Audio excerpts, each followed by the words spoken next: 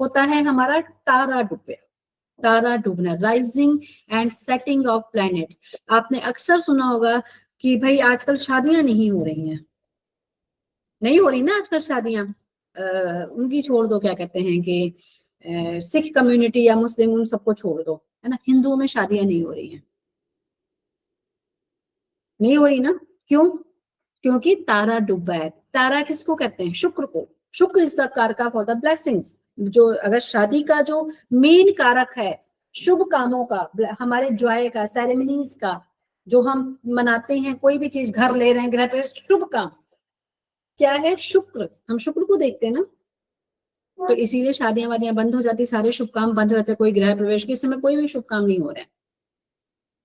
उसी तरह से जो जुपिटर है वो डिवाइन ब्लेसिंग का कारक है, तो चाहे शुक्र डूबा हो या गुरु तारा होता है डूबने का मतलब, शुक्र या बृहस्पति जब भी अस्त होते हैं तो कोई शुभ काम नहीं होते उस समय पे।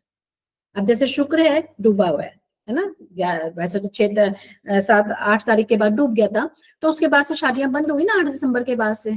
लोगों ने, बड़े लोगों ने 11 तक भी करी, कुछ लोग संक्रांत को मान के करी जा रहे थे। अब शुक्र कब उदय हो रहा है? 30 तारीख को, 30 जनवरी को, उसके बाद देखिए शादियां शुरू हो जाएंगी। ठीक है, तो ये होता है। अब इसको कैसे, ये भी चीजें ध्यान में रखनी, जब आपने कोई भी शुभ मुहूर्त निकालना है तो समय ये भी देखो कि उस समय सन या जुपिटर कोई वो सन कह रहे, सॉरी मतलब वीनस एंड जुपिटर कंबस्ट तो नहीं है ना आपके उसमें, तो उसको कैसे देखते हैं इन एस्ट्रोलॉजी? ये भी आपका वहां पे मेंशन होके आता है, सारा कुछ आपके यहाँ पे भी मेंशन है। आप देखो अपना 161 पेज नंबर देखो, वहां पे भी मेंशन होता है, बड़ी बड़ी, मतलब लास्ट में जाके यहाँ पे देखो, शुक्र उदित 30 जनवरी, 161 पेज पे ही देख लो, शुक्र उदित लास्ट वाले कॉलम, एकदम लास्ट वाले में जाके देखो, शुक्र उदित 30 जनवरी। ठीक है, इसके पहले वो तो क्या कहते हैं अस्त हो गया था, वो भी वहां पे मेंशन होता है, हर चीज मेंशन होती है यहाँ पे। तो ये भी आपको पता होना चाहिए, इस टाइम में कोई शुभ काम की डेट्स मत देना। So in astrology when a planets comes to combust, डूबने का मतलब है शुक्र या गुरु अस्त होना। अस्त होना मैंने आपको बताया था, combustion of the planet, combustion of planet पढ़ाया था हमने आपको, कि जब कोई भी प्लैनेट, सूर्य कभी अस्त नहीं होगा, उसको ना कह देना कभी भी, कोई भी प्लैनेट जब सूर्य के बहुत करीब आ जाएगा, तो सूर्य में इतनी पावर है, इतनी अग्नि इतनी तेज है कि वो उसके पास आता है तो वो कहीं ना कहीं उसका अपना जो अस्तित्व है वो खत्म, यानी कि उसकी अपनी चमक खत्म हो जाती है। ठीक है, तो 2 प्लैनेट्स हम देखते हैं कि कौन कौन से, एक तो हम देखते हैं शुक्र को और एक देखते हैं हम जुपिटर को। बुध तो हमेशा ही रहता है, अगर देखा जाए उसके आसपास, तो उसको नहीं इतना हम देखते हैं, मंगल को भी देखते हैं, बाकी मेन हमारा देखा जाता है शुक्र और गुरु। तो setting of combustion of Venus, Venus is the planets associated with ceremonies, happiness and marriage.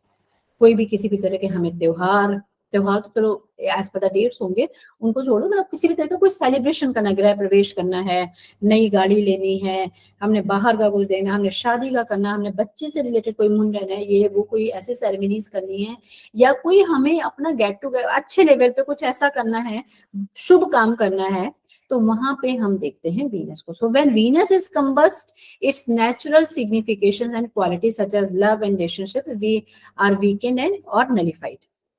कि अगर आपका शुक्र कंबस्ट हो गया है तो उसकी जो नेचुरल क्वालिटीज हैं वीनस की, वो तो खत्म है ना, फिर वो तो अपनी कहां से ब्लेसिंग्स देगा। तो इसलिए उस टाइम पे शादियां नहीं होती, कोई भी फंक्शन की आप सोचो हम मुंडन कर लें, गृह प्रवेश कर लें, चलो रिंग सेरेमनी कर लें, चलो तब तक के लिए रोका कर देते, कोई भी ऐसा काम नहीं करते हैं। कोई नए घर को प्रवेश, मतलब परचेज करना है, प्रवेश करना है, कुछ भी नहीं, कोई भी बड़ा काम, मतलब मेजर काम। अब ये नहीं कि हम कपड़े खरीदने के लिए सोच रहे हैं, मेजर का हम जो अगर कपड़े खरीदना, अगर मान लो किसी की शादी होने वाली है, अब उसकी हमें परचेजिंग स्टार्ट करनी है, तो ऐसे दिनों में नहीं, जब शुक्र उदित हो, क्योंकि होता है ना शुभ काम। अब बच्चे की शादी हो रही है, उसके लिए हम ड्रेसेस बना रहे हैं, ज्वेलरी बना रहे हैं, तो वो भी हमें उस समय भी इन चीजों का ध्यान रखना चाहिए। या फिर पहले से स्टार्ट कर दिया, अगर आपने पहले से स्टार्ट कर दिया है वो काम, तब नहीं हम इतना वो करते, तब तो चलो कंटिन्यूएशन में चल ही रहा है हमारा काम। ठीक है, तो वीनस कब कंबस्ट होता है? जब वो सूर्य के 10 डिग्री में, सूर्य और वीनस शुक्र में मतलब 10 डिग्री में दोनों का डिफरेंस रह जाता है केवल। वो सूरज के इतने करीब आ जाए, सूर्य और शुक्र में 10 डिग्री का डिफरेंस आएगा तो सूर्य शुक्र जो है कंबस्ट माना जाता है। फिर जब वो उससे धीरे धीरे बाहर निकल जाएगा, दूर हो जाएगा, तब वो सही हो जाता है। जैसे हमारा जो शुक्र है इस समय कंबस्ट है ना, तारा डूबा हुआ है। उसी तरह से हम जुपिटर का भी देखते हैं।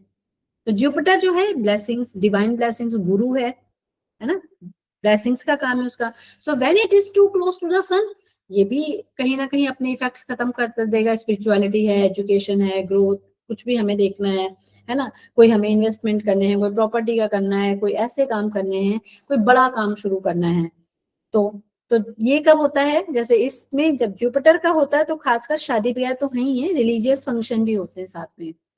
जैसे होता है कईयों के उपनयन संस्कार हैं, मुंडन संस्कार हैं, वो जनेऊ वाला जो उपनयन संस्कार, आई थिंक उसी को कहते हैं मुझे जहां तक, या विद्या आरंभ। ये पहले तो काफी कुछ होता था, जैसे मैंने बोला था पहले जो विद्या अभी बच्चों की शुरू कराते थे तो पूजा पाठ के साथ शुरू होता था। अब तो वो चीजें नहीं होती है, लेकिन फिर भी जहाँ है वहां पे हमें ध्यान रखना चाहिए। तो जुपिटर और सन 11 डिग्री का डिफरेंस होता है, तो कहीं ना कहीं वो अस्त होता है। तो हम जब भी मुहूर्त निकालें हमें इसका भी ध्यान रखना